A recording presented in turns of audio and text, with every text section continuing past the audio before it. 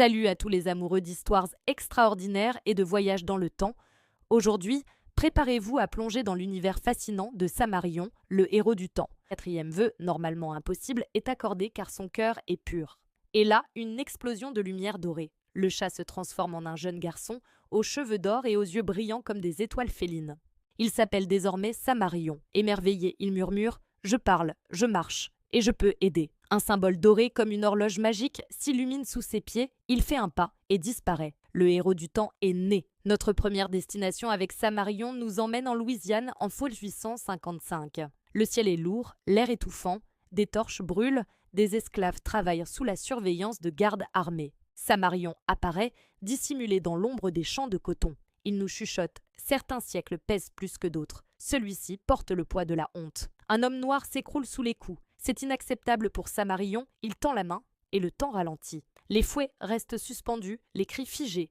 Il s'avance vers les esclaves et leur rappelle une vérité essentielle, vous êtes nés libres. L'histoire l'a oublié, mais le ciel s'en souvient. Il touche les chaînes et elles fondent en lumière dorée. Le temps reprend, les gardes reculent, terrifiés. Les esclaves se tiennent debout, le regard levé. Une femme murmure, c'est un ange. Samarion, avec un sourire triste, répond, non, juste un témoin. Alors qu'il s'efface, la pluie tombe pour la première fois depuis des mois, transformant les champs brûlants en un paysage verdoyant.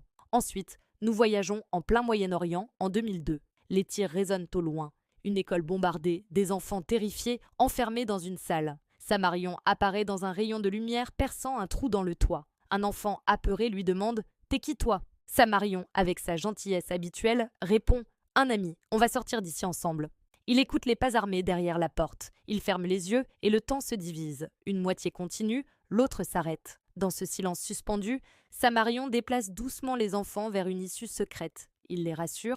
Chut, même le temps a peur du bruit des balles. Une explosion secoue le bâtiment, mais Samarion tend ses bras, créant un bouclier doré qui protège les enfants. Un petit garçon serre sa main, demandant « Tu vas venir avec nous ?» Samarion, avec une sagesse infinie, répond « Je suis déjà là, chaque fois que quelqu'un sauve quelqu'un d'autre. » Quand les secours arrivent, les enfants sont sains et saufs.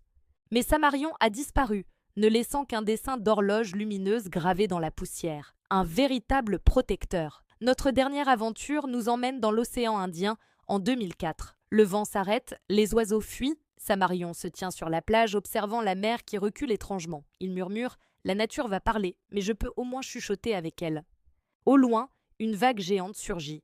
Les habitants hurlent, paniqués. Samarion court dans le village, frappant le sol. Des symboles dorés apparaissent autour des maisons, formant des boucliers d'énergie. Il porte un enfant dans ses bras, grimpe sur un toit, puis tend les deux mains vers la vague. L'eau se divise, s'écarte un instant, juste assez longtemps pour que les familles se réfugient sur les hauteurs. L'effort l'épuise, sa lumière vacille.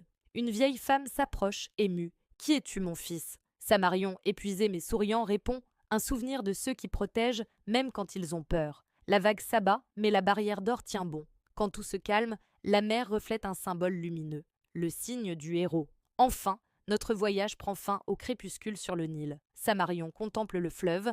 Autour de lui, des reflets montrent tous les visages qu'il a sauvés, esclaves, enfants, familles.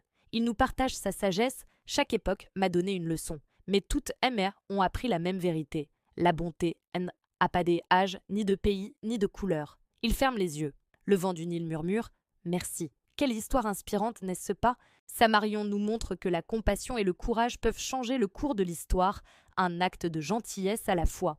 Ce n'est que la fin de la partie 2 de Le Cercle du Temps, et comme le dit si bien la morale, les héros passent, les actes demeurent. J'espère que ce voyage avec Samarion vous a autant touché que moi. Si vous avez aimé cette histoire de courage et de bienveillance, n'oubliez pas de laisser un pouce bleu, de partager cette vidéo avec vos amis et de vous abonner à la chaîne pour ne manquer aucune de nos prochaines aventures. Merci de votre soutien et à très bientôt pour de nouvelles histoires fantastiques.